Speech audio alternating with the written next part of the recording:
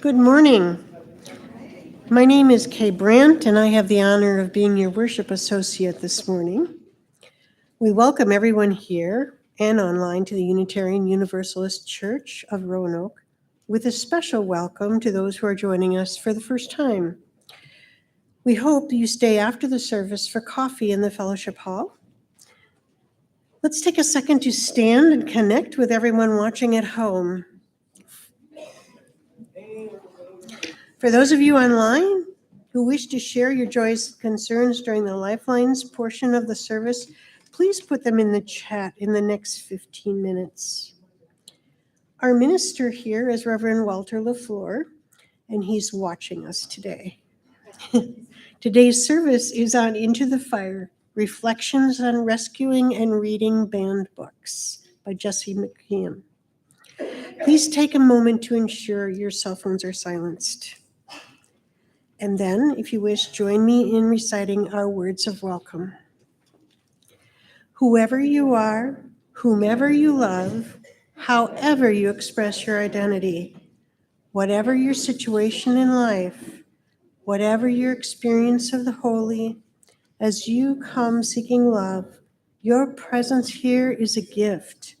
Whether you are filled with sadness or overflowing with joy, needing to be alone with yourself, or eager to engage with others, all who welcome all are welcome here. And then we have a board report from our lovely board president, Catherine Hoffman. Hi, everyone. I'm Catherine Hoffman, board president, and we met last Tuesday, so here's what we did. We finalized plans for our board retreat next weekend. We'll miss you all, but we'll come back refreshed and ready for the year ahead. Covenant renewal, strengthening board liaisons with committees, identifying key policies that need to be written, and strategic planning are major items on the agenda. We also finalized our board entry in the upcoming service auction. So we'll be offering a home-cooked Italian-themed dinner here at the church and an evening of entertainment on Saturday, January 20th. 20 tickets will start bidding at $25, and bid those up, you guys. And 5 more will be available by auction at $10 each. The board band, fresh from its world tour, will be performing. Everyone, please come out and support the auction, which is a major fundraiser and also a cracking good time. We laid plans to work with church committee chairs to establish some regular meetings to discuss how we can all work together to align with the church's current goals and plans. Keeping the UUCR membership rolls accurate is an ongoing issue. People keep disappearing and appearing and so on. So we added this to our retreat agenda. The Pride Committee, whose main goal has been to establish our UUA welcoming congregation credentials, will be hosting an exciting community-wide event on transgender youth in the schools right after church on October 8th. I'm sure you've seen publicity about this. We did discuss the possibility of this committee becoming a full-fledged mission group should they decide to do so, because holding a community-wide event is mission group MO. Okay. The 8th Principle, Article 2 Task Force did a wonderful job of bringing the 8th Principle to a vote at June's annual meeting. You may remember that we voted to place it into our bylaws. This group is now changing its name to the Article 2 Task Force, and has accepted our charge to spend this year educating the congregation about the proposed revisions to Article 2 of the UUA bylaws, which, as you may recall, replaces the 7 principles with 6 core values. So this is a big revision. Be alert for their sessions, which will help us decide how our congregation wishes to vote on these changes. Rev Walter reported that he plans to offer once again the loss, grief, and bereavement group in a 4 to 5 week session soon, so be looking for that.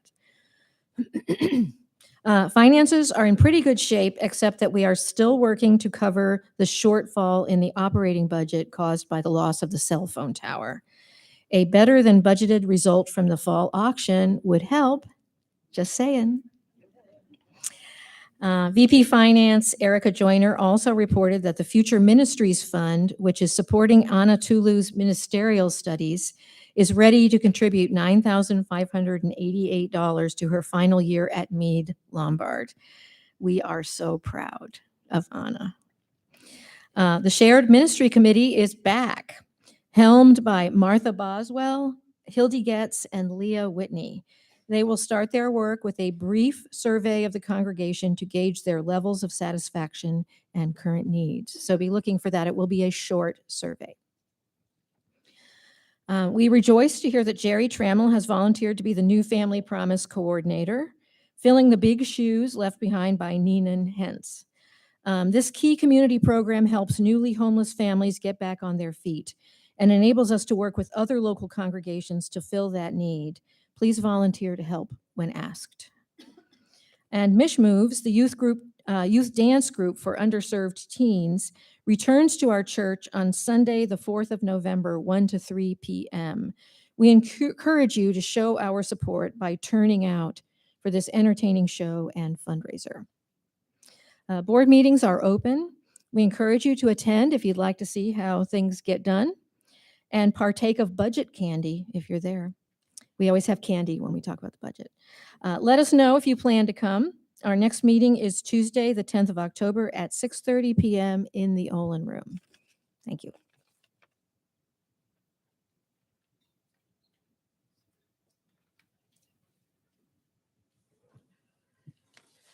Please join me in our covenant. We commit to supporting each other with respect and direct communication as we work in community to explore spiritual growth and to be a force for good in the world. Good morning, everybody. I'm Carrie Morgavich, and we're going to start off with a song called One Family. But since y'all are here, you can be part of the family too and help us with this song. So we're going to do a little bit of, just a little tiny bit of body percussion. So if you, I'm just gonna try it this way. If you're on this side of the room over there, where on that side of the aisle, your job, how are we sitting? Is to go, just tap your legs like this, dot, dot, dot, dot, dot. And they're going to be doing it too, dot, dot, dot. But don't speed up. Just keep it going, okay? If you're on this side of the room, I hope you brought your brain cells because you're going to go 1, 2, 3, 4. 1, 2, 3, 4. Don't speed up. There we go, look. Okay, all right. And they said we couldn't do it. Okay. So we'll start off. You'll know because they're going to do it. Okay. Ready? 1, 2, 3, 4. 1, 2, 3, 4. 1, 2, 3, 4. 1, 2, 3, 4.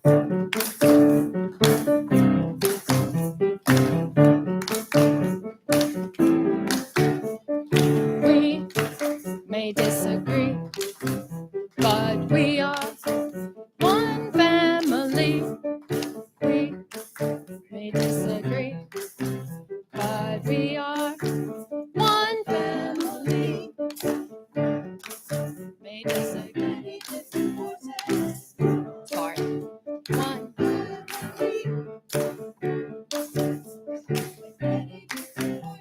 The world is one family to protect and love. The world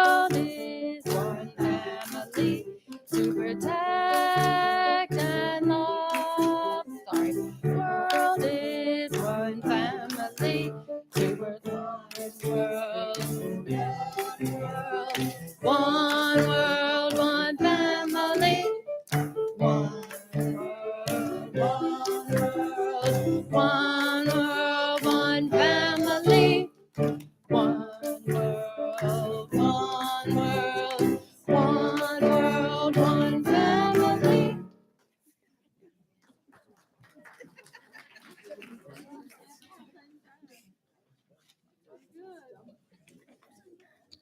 Good morning. Our opening words this morning come from the 23rd most banned book, according to the American Library Association. It's Madeleine L'Engle's A Wrinkle in Time. A book, too, can be a star. Explosive material capable of stirring up fresh life endlessly. A living fire to lighten the darkness, leading out into the expanding universe.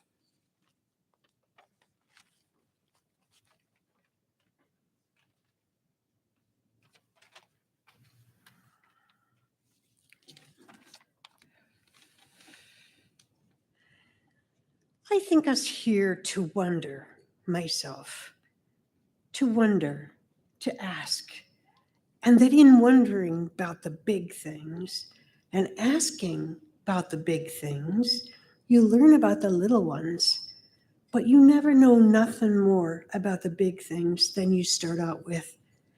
The more I wonder, the more I love. From Alice Walker, The Color Purple, a novel that has been banned every few years across the US and Canada.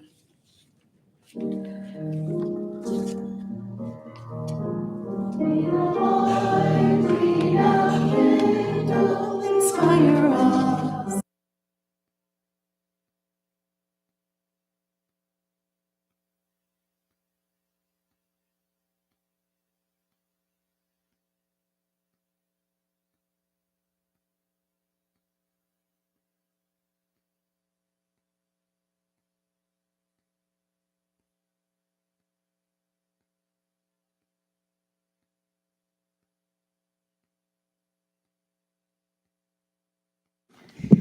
I'd like to invite all our young folks forward for a very special moment with our children, children's message. Y'all come on down. I have something to read you, and I have the cover of the book for you to look at. We're going to pass it around while I read from it.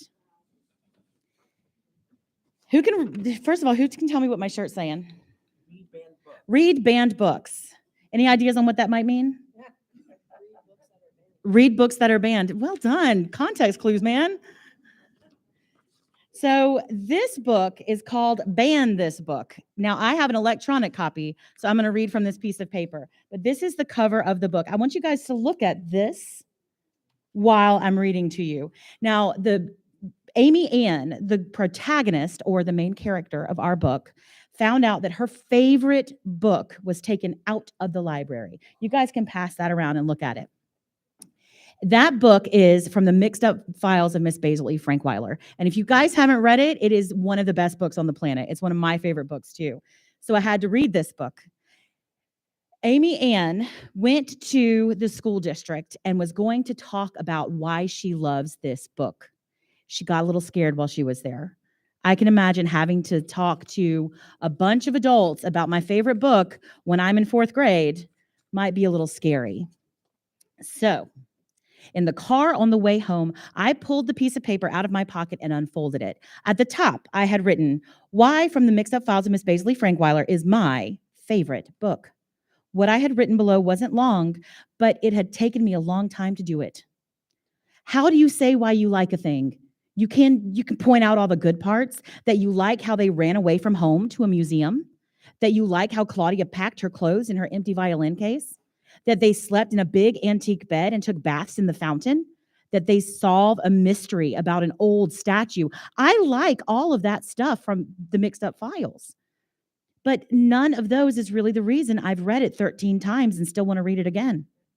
That's something bigger, deeper, more than all those things added together.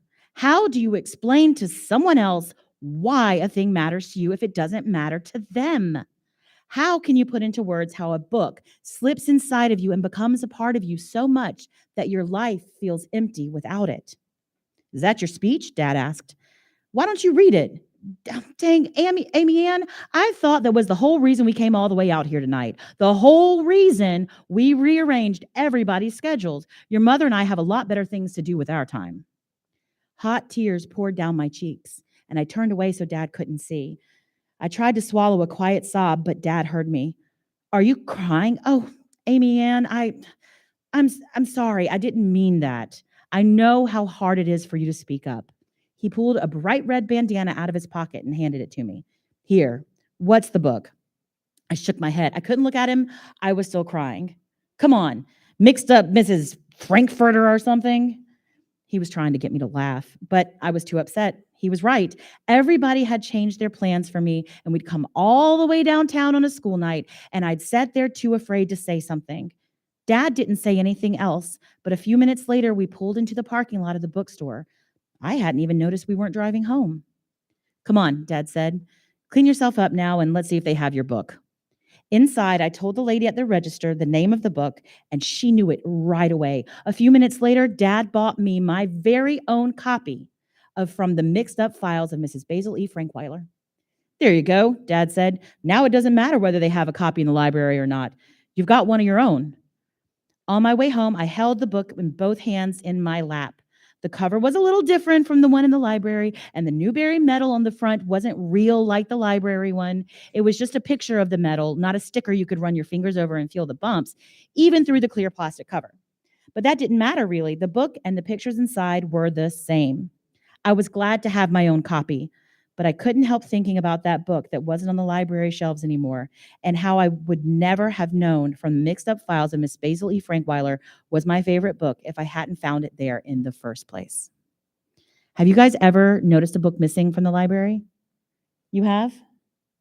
How did it make you feel? Disappointed. Has anybody else heard about one of their favorite books being removed from a place or banned or taken out of something? Yeah, how's that make you feel? Not good. Not good.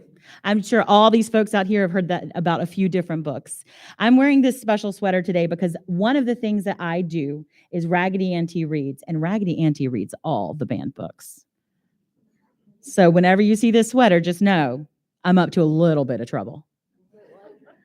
We have for you in this service today, we've got a bookmark making station over there. We're going to be playing a game with the adults in a little bit. It's going to be a fun morning. Thank you guys for joining me down here.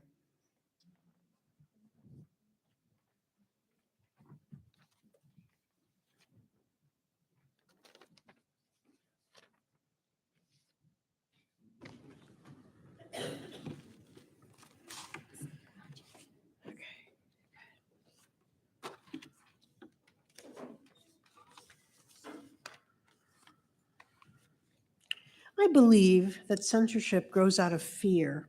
And because fear is contagious, some parents are easily swayed. Book banning satisfies their need to feel in control of their children's lives. This fear is often disguised as moral outrage. They want to believe that if their children don't read about it, their children won't know about it. And if they don't know about it, it won't happen. Today, it's not only language and sexuality, the usual reasons given for banning my books, that will land a book on the censor's hit list. It's Satanism, New Ageism, and 100 other isms, some of which would make you laugh if the implications weren't so serious. Books that make kids laugh often come under suspicion. So do books that encourage kids to think or question authority. Books that don't hit the reader over the head with moral lessons are considered dangerous. Censors don't want children exposed to ideas different from their own. If every individual with an agenda had his or her way, the shelves in the school library would be close to empty. I wish the censors would read the letters the kids write. That's Judy Blume, author of challenged and banned books, Are You There, God? It's Me, Margaret, Forever, Blubber, Places I Never Meant to Be, Deanie, and Tiger Eyes. Another one, I don't think that there is such a thing as a bad book for children. Every now and again, it becomes fashionable among some adults to point at a subset of children's books, a genre perhaps, or an author, and to declare them bad books, books that their children be stopped from reading. I've seen it happen over and over. Enid Blyton was declared a bad author. So was R.L. Stein. So were dozens of others. Comics have been decried as fostering illiteracy. It's tosh. It's snobbery. It's foolishness. Well-meaning adults can easily destroy a child's love of reading, stop them from reading what they enjoy, or give them worthy but dull books that you like, the 21st century equivalents of Victorian improving literature. You'll wind up with a generation convinced that reading is uncool and worse, unpleasant. That's from Neil Gaiman, proud author of more books which have been challenged and banned: Sandman, The Graveyard Book, Coraline Neverwhere, American Gods, than books which have not.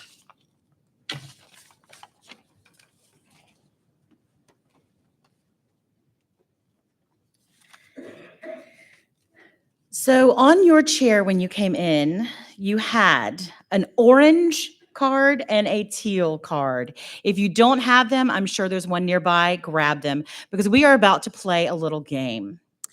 Now, if you are a score-keeping kind of person, by all means, keep your own score. If I had to tally up that score for everyone, that would be the entire message. So you are in charge of your score if you choose to keep score. And I'm going to ask James to get us rolling with the first slide.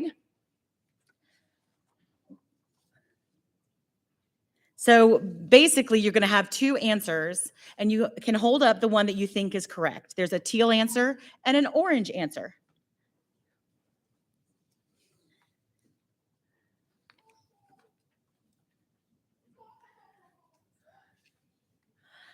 In 2001, this book was banned without challenge in many public elementary schools for overtones of the occult and portrayals of Satanism and violence. Was it Harry Potter and the Sorcerer's Stone by J.K. Rowling or Half Magic by Edward Eger? Get those cards up.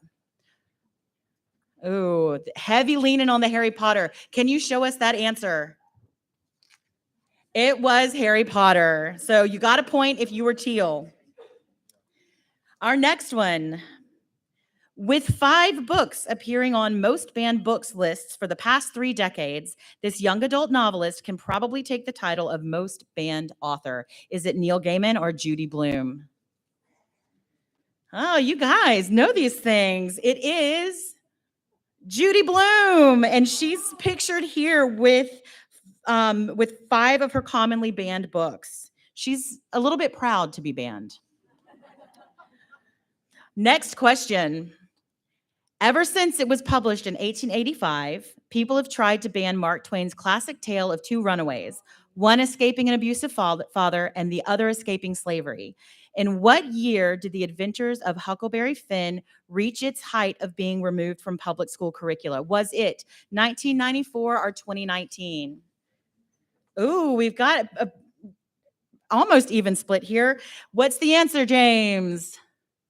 It's 2019. 2 New Jersey lawmakers introduced a non-binding resolution calling on school districts in the state to remove the novel, considered to be one of the greatest in American literature, from their curricula. And this is what they said. The novel's use of a racial slur and its depictions of racist attitudes can cause students to feel upset. All right, next one. If you have a kid near you and you don't know this answer, I don't mind if you ask them. Who is this protagonist of Dave Pilkey's banned youth graphic novels, which also carry this character's name in their titles? Is it the Brief Kicker or Captain Underpants? Wow, it's definitely Captain Underpants, you guys. If you haven't read a Captain Underpants book or seen the TV show that they created out of it, by all means, expose yourself to Captain Underpants. He is amazing, and he does all kinds of good for the kids in the school. And it's graphic novels technically written by children. All right, our next one. According to Penn America's Index of School Book Bans of Unique Band Titles, this is all new band titles, in 2021-2022 school year, 41% of banned books include themes of LGBTQIA plus individuals and relationships or violence. Yes, it is the teal answer. It is LGBTQIA plus relationships and tones. This is followed by our next question, which is, what percent of banned books are stories or contain stories of religious minorities? Is it 17% or 4%? All right, James, give it to us. It's 4%. So this chart shows the school year of 2021 through 2022. You can see 41%, but 40% is protagonists or prominent secondary characters of color. Then we have sexual content at 22%, titles with issues of race and racism at 21%.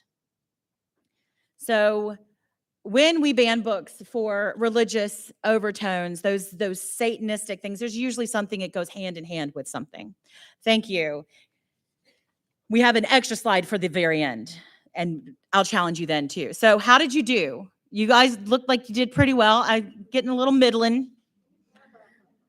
And thank you for indulging me in that. That's one of my favorite ways to really visualize what we're talking about here. When I was preparing for this service, I thought it would be nice to show you how many books in my personal library at home have been banned. I got upset. It was, I think, a crazy idea because as I was pulling books from the shelf, I was emptying my shelves.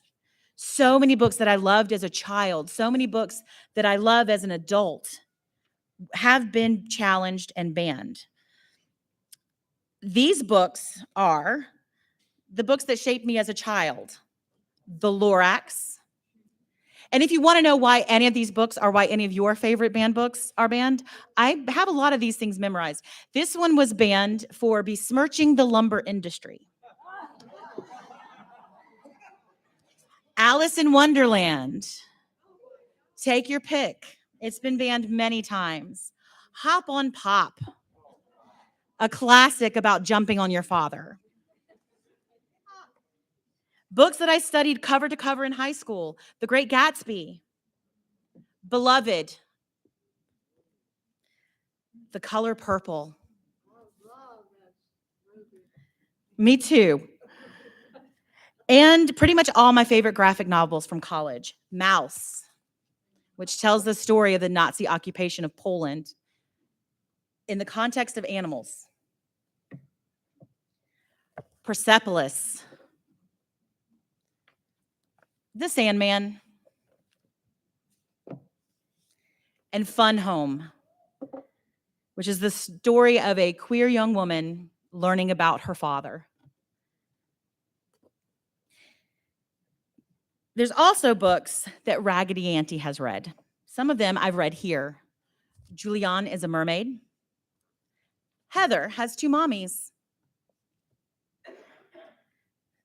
Our Skin, a first conversation about race.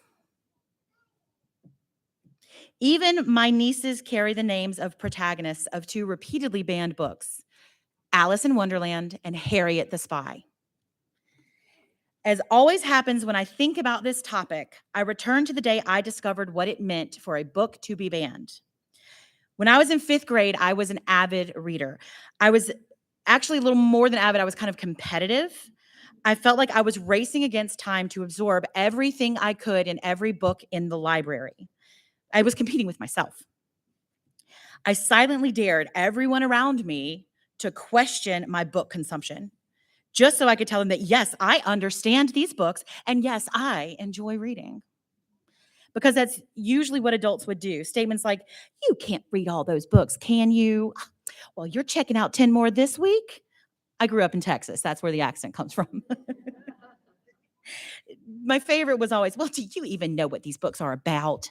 Obviously, I do. I'm checking them out of the library. I loved walking there with my 10 books to turn in, That was all I could get with my children's library card, and checking out 10 more books. So, of course, school library days were my favorite days. One day in winter, I found a book with a very intriguing cover. It was like a sunset over a bay, and it hadn't been checked out for ages. This was in the early 90s, and it hadn't been checked out, I think, since like 1982. So it's obviously a really old book. I was in 4th grade. So I found this book and I took it to Miss Brown, our school librarian, one of the best and strictest librarians any elementary school had ever known. She is the one who instilled in me the deep fear of returning a book in late. And I still don't let my brother use my library card. I remember her giving me a little when she saw the cover and pulled out the borrower's card and said, "Oh, you're the first one in a while." And then she said, "Thank you." Every time you checked out a book, she said, "Thank you," and handed you your book. I sat down at my library table and began to read Jacob Have I Loved. Has anyone here read that book? I loved it. I dove into the book. I read the first chapter twice. That's how much I loved the book. I slowed myself down, absorbing all of that book, much like Amy Ann did with The Mixed Up Files of Miss Basil E. Frankweiler. I never got to finish that book, though, because in a few days, it was taken away from me. This beautiful story about families and friendship in the Chesapeake Bay was suddenly and abruptly banned. I was scared. I thought I was in trouble. I thought I'd done something wrong, so they were taking my book away. When I asked Miss Brown why I couldn't read it anymore, she told me that lots of parents felt the book wasn't appropriate for children of my age. And that made me really mad and really sad and kind of scared. And I didn't understand, because in that same library was a book called Little Fat Gretchen that people used to make fun of my sister named Gretchen, and not a single student had any problems with Jacob Have I Loved. They took my book away. That's what I remember. They took my book away. I didn't get to finish a book that I had chosen to read. Every library visit after that day, every book I've read for classes or on my own, I have remembered the Jacob Have I Loved incident. I feel so sad sometimes that there are children in that library that may never get to read that beautiful book because someone thought it wasn't appropriate. That a coming-of-age story that isn't all sugar-coated and perfect might hurt a child. That to mention religion and questioning a traditional view of a Christian God will scar a young reader, and that we must protect them from these ideas. Really quick, I want to get opinion from the young people in this room. So listen up. If you're still in K through 12, I want to get your opinion. Raise your hand if you like to learn about the real world in books. All right. Keep your hand up if you like reading about scary moments or hidden mysteries. Now everybody can join in. What about dragons? What about love, despite people saying that that main character shouldn't love that person? What about people who don't look like you? What about reading books from other countries? And lastly, raise your hand if you have ever heard you shouldn't read that book and you read it anyway. My job as an educator and literacy advocate is to acknowledge that for these children and you, your parents, your job is to be discerning as a parent, as an educator, as even a literacy advocate. We have to be discerning. It's in the very nature of being a parent, of being an educator, that we have to manage risk and exercise caution. I don't know anyone here who would disagree with that.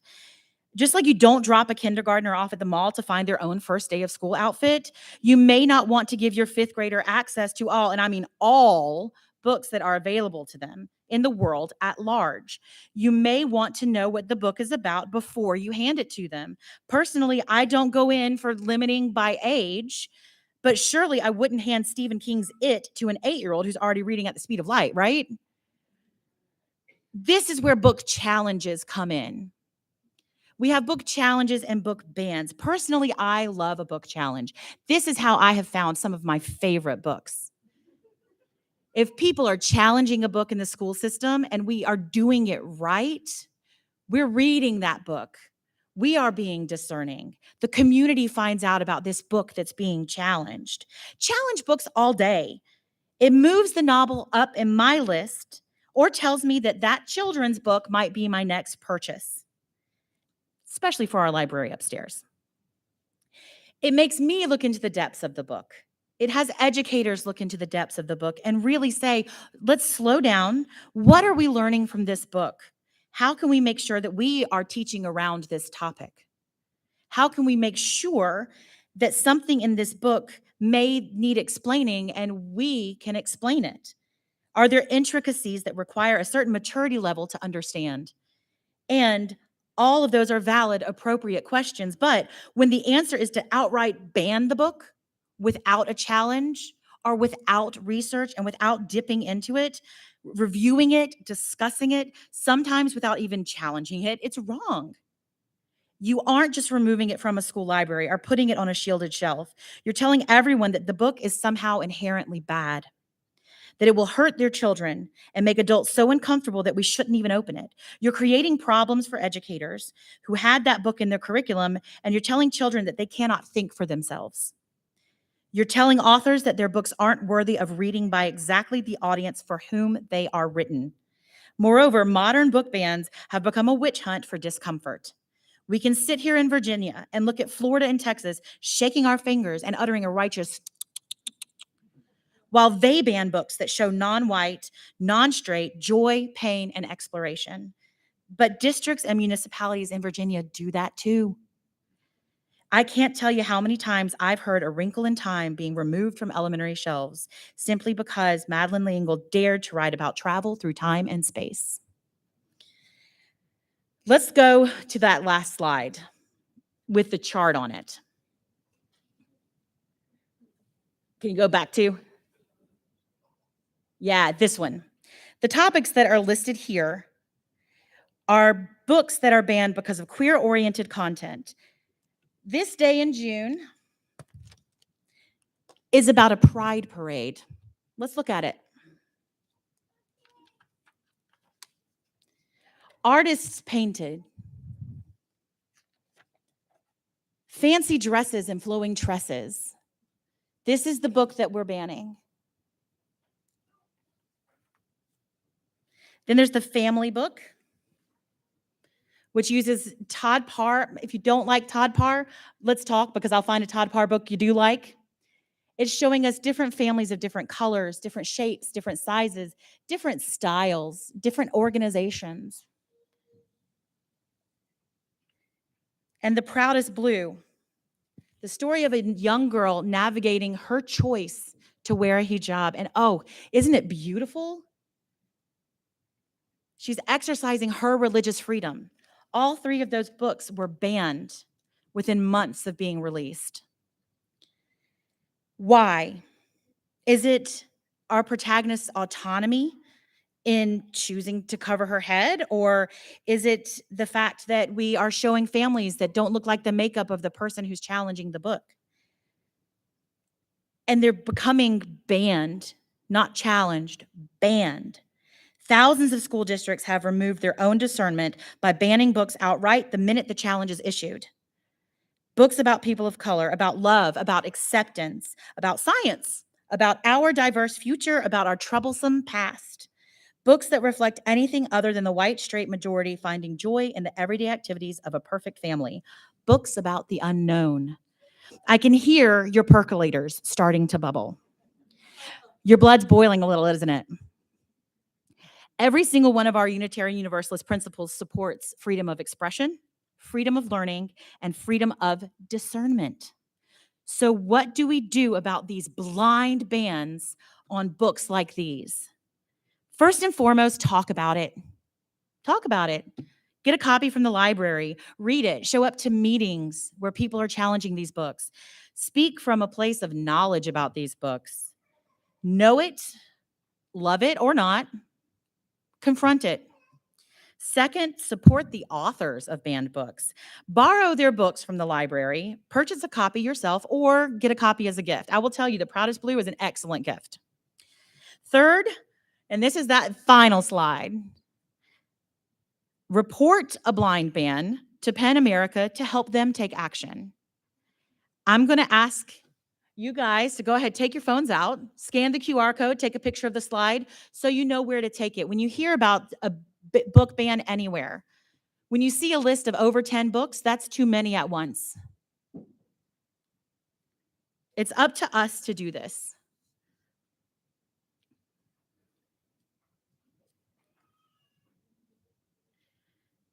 So to wrap up our service, I'm going to speak to the children one more time.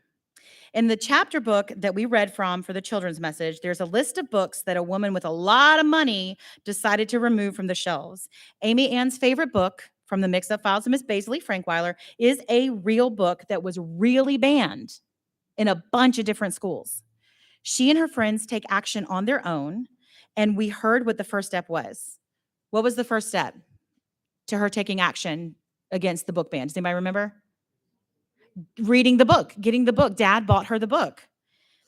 So without giving anything away, because I think everybody should read this book, I need you to know that some people don't want you to read books that might make you uncomfortable. Books where you learn that not everyone looks like you, talks like you, or lives like you. Books that aren't always happy, and books that are sometimes about scary real-world things.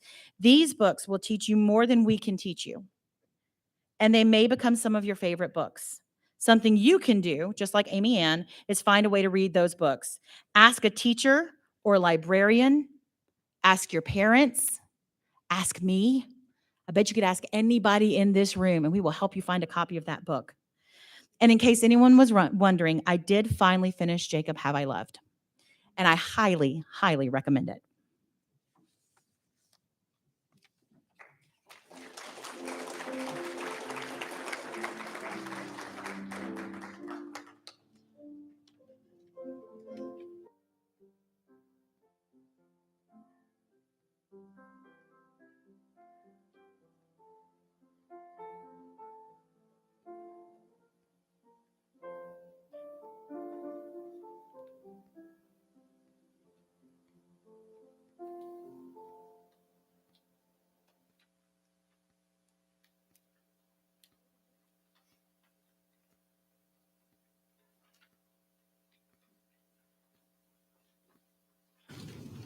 We will now have the offertory.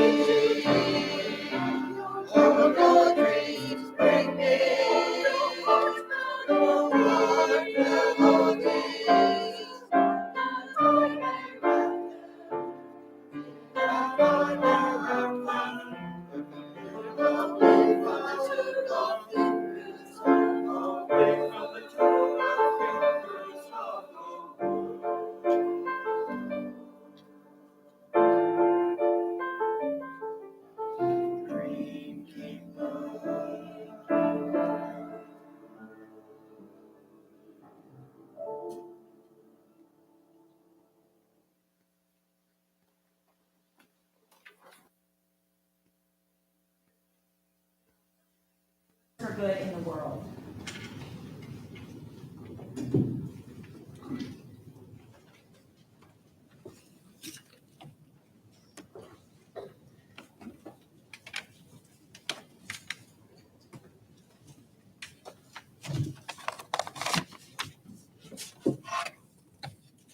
Good morning. I'm Sally Garber. It's my pleasure to represent the Caring Committee this morning. As you all have heard many times, our job is to tell the congregation about concerns and joys that the congregation has. So if you have a joy or concern, please take the time to call or write an email to the office or a member of the Caring Committee and let us know about those joys and concerns. Let us enter into a time of reverence together. Into this space of love and hope, I bring very good news from Chris Yates. Her sister is much better. Her granddaughter Charlotte was released from the hospital in Atlanta on Tuesday. She is not had any seizures since Tuesday. She's on 5 medications that she's now taking, and she seems to be tolerating them quite well. She's still a bit wobbly, says Chris, but she's eating well and in a good mood. And for a young child, that's really important. Her daughter's house has sold, and now the family is getting ready to move to Atlanta. But first, they have to find a house.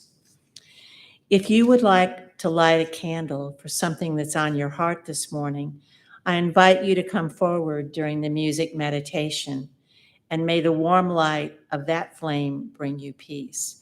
As you come forward, please use both sides of the altar.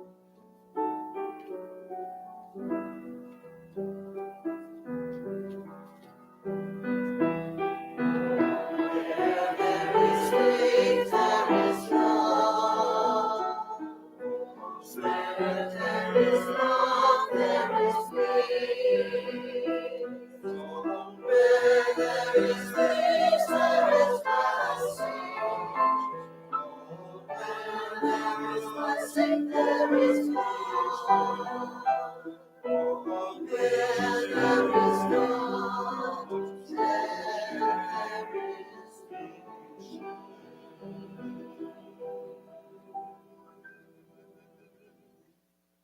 May our prayers be heard and our hearts be restored.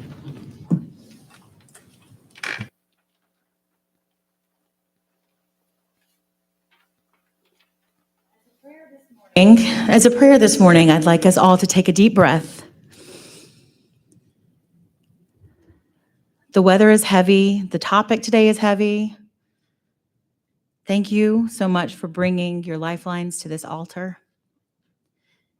And I'll repeat, may our prayers be heard and our hearts be restored.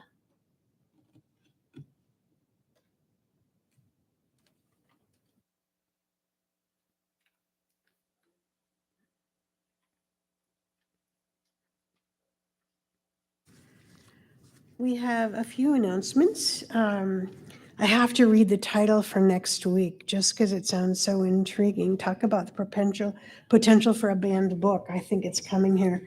The Amazing Human Brain, Shaving in the Shower, Serious Malfunction, Artificial Intelligence and Love, Our Only Hope, with Reverend Kirk Ballin. So you have to come for that. Registration is open for the Pledge to End Racism workshop, and that's in your bulletin, so you can look for that. There's a tour of Evans Springs coming up, which is a pretty controversial issue that we all want to weigh in on if we can.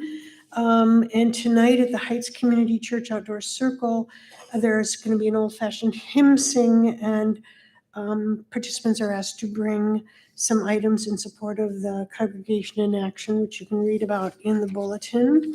And finally, Walker and Matt have some things to share with us.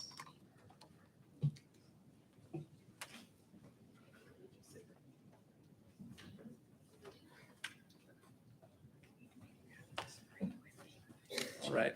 I'm here to repeat a little bit what Catherine mentioned the other day. We were just a little bit short when we did our pledge campaign in the spring.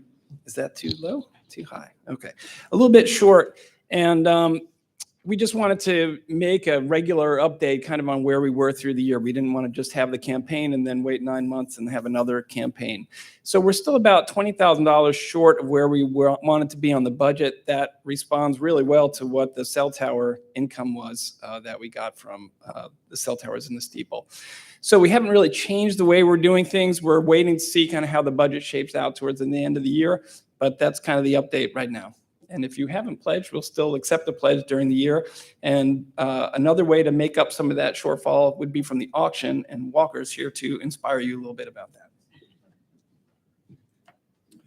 Part of what we want to do here with the generosity campaign is to collaborate with various organizations within the church and support their activities as well. And so I'm here on behalf of the auction to suggest some ways that you can participate without a lot of money coming out of your pocket. As a senior, I no longer get up on a ladder. So I have 3 ceiling fans in my house. You see where this is going. Somebody needs to offer a certificate to come to someone's home and clean their ceiling fans. Take someone to the movie. Take someone shopping. Visit a shut-in. Wash somebody's car. Shovel a sidewalk. Great way for a family to participate together. Mom and Dad do the shoveling, the kids build the snowman. You know what I'm talking about. It's a wonderful thing.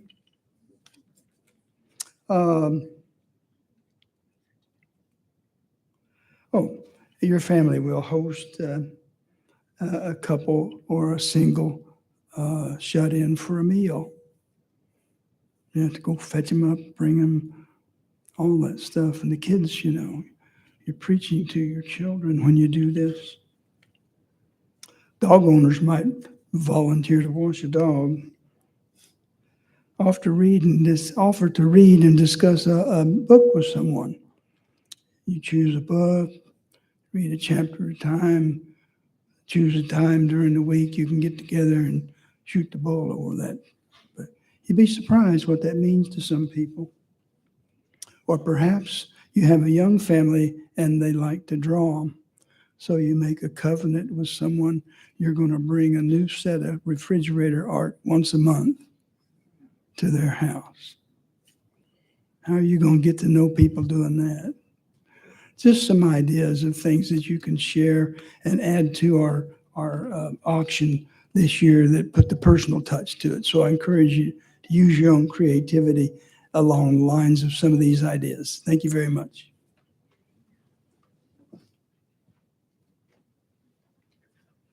So our closing song is Wo Ya Ya, and the words will be on the screen. And if they don't appear on the screen, we've sung it many times, so you can join in when you can. Wait just a second.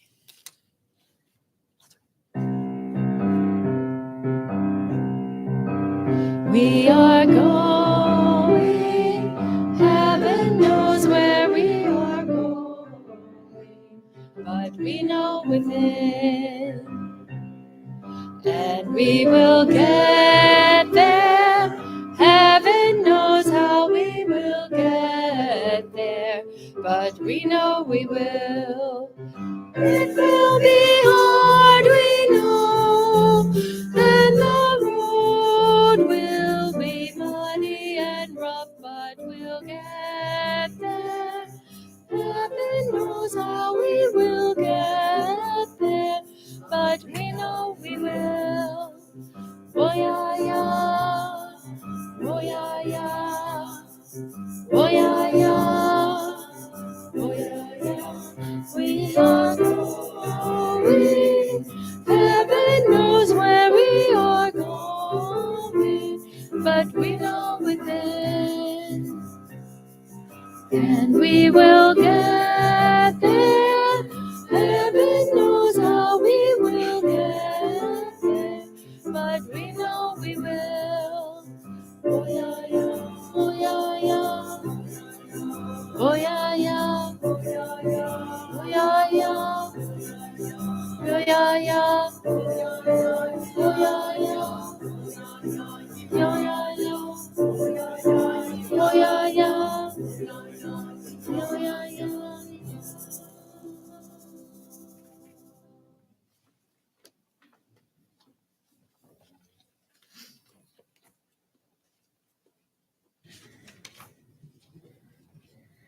So as we close the service today, I encourage you to continue this conversation at coffee hour. Introduce yourself to someone new, because I always challenge you to introduce yourself to someone new, and answer this question. What banned book would you like everyone to read? And remember, we all have harps to play, and it's up to you to know with which ear you will listen. That's Ray Bradbury from Fahrenheit 451, a novel about book burning, which faced its own bans and was censored several times without the author's permission.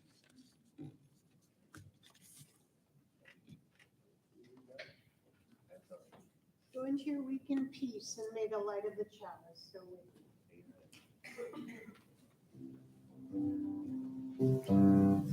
Oh, no, you play.